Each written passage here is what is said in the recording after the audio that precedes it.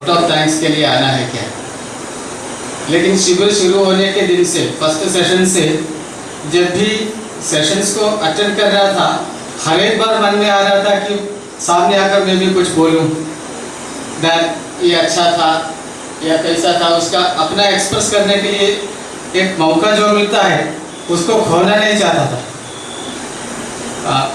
ज़्यादा समय नहीं लेते हुए, ये एक फॉर्मेलिटी होती है किसी भी फंक्शन में, वोट ऑफ थैंक्स, धन्यवाद बताना एक फॉर्मेलिटी होती है। मुझे थोड़ा सा डर भी है कि ऐसी एक सभा में जो मेरे सामने यहाँ स्टेज पर बैठे सब अपने ही हैं।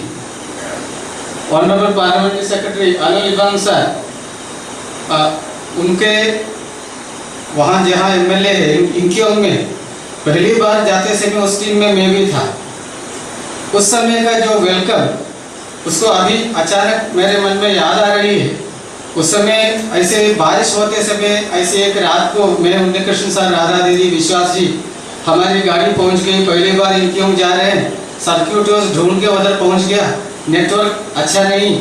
ऐसे समय जाकर गेट के पास जाकर हम लोग थोड़ा सहम गए, थोड़ा सा लगा कि अंदर जा सकते हैं क्या, क्योंकि अंदर जाने के पहले फिर थोड़ा गाड़ी साइड में रख के मैं और उन्नीकृष्ण सर जाके हम लोगों ने पूछा। उधर बाहर पूनम ये डांस चल रहा था, रिसेप्शन के लिए जो करते हैं ना वीआईपीज़ का, उस प्रकार का डांस चल रहा था और पुलिस वाले खड़े थे। हम लोगों ने सोचा सर्किट से वीआईपीज़ तो आते ही होंगे।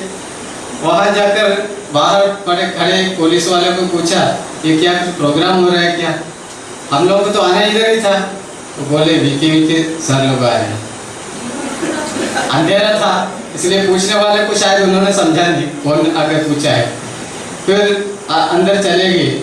मैंने ये घटना इसलिए बताया, इस प्रकार के एक माहौल ऐसे नहीं आता है। उस जगह फिर अंदर बैठ कर हम बात कर रहे थे। पहले जो वेलकम करते हुए जो बात की, मुझे तो याद नहीं एक एक का नाम, मैंने एक ही बार मैं वहाँ गया था। उन्होंने बताया 30 साल की प्रतीक्षा के बाद में आप लोग आज यहाँ आए हैं। इस लाइन के साथ में उस समय वेलकम करना शुरू किया। ये मुझे मालूम है बच्चे शायद घड़ी पहनते नहीं इसलिए घड़ी नहीं देखेंगे, लेकिन सोचते होंगे लंबा खींच रहे, फिर भी ये बोलना उचित समझा, क्योंकि इस प्रकार की अपने लोगों को तैयार करने के लिए एक भूमिका पीछे रहती है।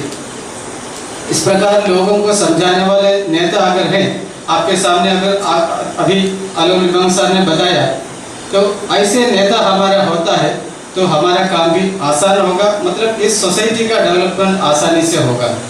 मैं लिबांग सर आपका बहुत धन्यवाद इस कार्यक्रम में आकर हमारा साथ देने के लिए। और बच्चों के सामने जब अरुणाचल के ही नेता ऐसे बोलेंगे तो उसका असर पड़ता है। इसके लिए आपका बहुत धन्यवाद विवेकानंद केंद्र की ओर से मैं ज्ञापन करता हूँ। और अभी किसका पहले बोलना है ये डाउट हो जाता है। सदगुरु प्रसाद गुरु जी और देवकी कृष्ण साई बहन, एज में शायद सदगुरु गुरु जी का बताना पड़ेगा, लेकिन मुझे लगता है दोनों एक जैसा, एज का को नहीं, एज को बोलने से नहीं होगा, क्योंकि हमारे क्लासेस में अगर इनपुट्स को देखते हुए देखेंगे, गुरुजी आपका धन्य है। हम लोग इस प्रकार के अपनी ही बेटी को इस प्रकार का मॉडल के रूप में आपने डेवलप करके हमारे छोटे बच्चों के सामने रखा। यहाँ जो बच्चे बैठे उनसे 4 साल ज़्यादा है, वो उससे ज़्यादा नहीं, 18 ईयर्स। स्कूल में नहीं गई पढ़ाई हमारे इसमें ना, पेपर कुछ नहीं है। कोई पूछा कितना पढ़ा है, पेपर दिखाओ, कुछ नहीं होगा, दिमाग खोल के दिखा भी नहीं सकते हैं।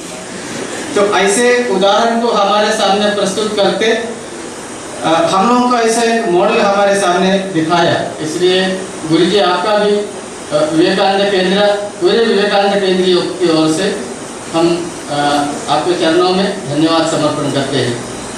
और बहन देवकी कृष्णा, उन्होंने बताया अभी पिताजी बोलेंगे तो इधर ही रह जाएंगी, मतलब हमारे साथ में ही इस प्रकार का काम के लिए जन्म लिया है।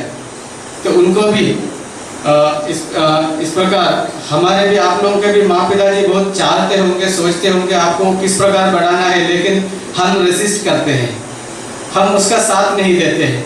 हम अपनी अपनी अपनी इच्छाओं को साथ में मिला लेते हैं। पिताजी कुछ चाहते हैं, बच्चे और कुछ करते हैं। इससे विरुद्ध हम लोग मूर्ति की कहानी सुनती है। जो मूर्ति, जब मूर्ति रचते समय, बनाते समय, मूर्ति जो बनाने वाले जब मारते हैं, कुछ लोग रेसिस्ट करते हैं तो टूट जाते हैं, मूर्ति नहीं बनती है, पत्थर का टुकड़ा होकर रह जाता है।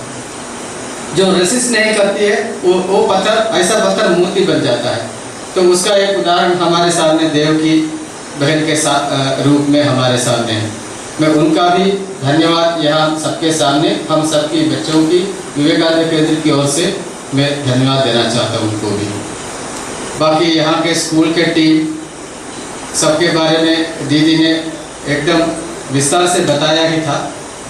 हमारे विवेकानंद केंद्र Arunachal Pradesh trust वीकेवीज AP trust के हम सब लोग जब आए थे, हम लोग को पार्टिसिपेंट्स के समान साथ में देने से हो गया, उतना ही हमारी जिम्मेदारी थी।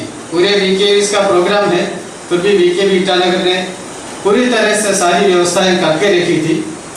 और टीचर्स भी जैसे भैया लोगों का जैसा भागते दौड़ते काम करते हुए देखा। इस प्रकार का माहौल वो जब होता है, बच्चों का कुछ लोगों का फीडबैक मैं जल्दी में देख रहा था, उसको भी मैं यहाँ बता रहा हूँ। उनके भी मन में यही विचार है कि यहाँ के स्टाफ और टीचर्स और बाकी स्टाफ सब ने मिलकर जो काम किया है उसके बारे में कुछ लोग बच्चों ने लिखा भी है। उन सबको भी बहुत अच्छा लगा है।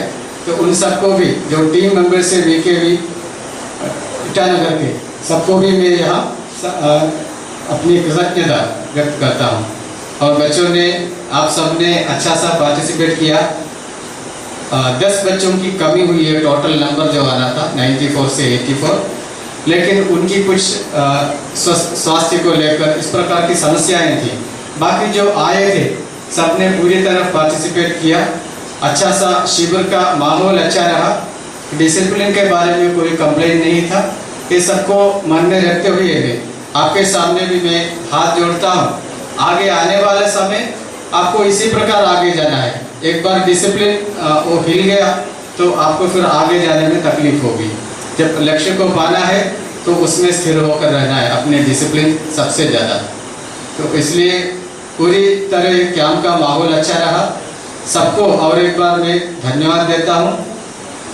और इस प्रकार का जो भी शिविर होता है भगवान की कृपा से ही पूर्ण रूप से ठीक होता है, संपन्न होता है। इसलिए सबसे अंत में जो हमेशा मन में रहता है, ईश्वर के प्रति भी मैं अपनी कृतज्ञता का व्यक्त करता हूँ। धन्यवाद।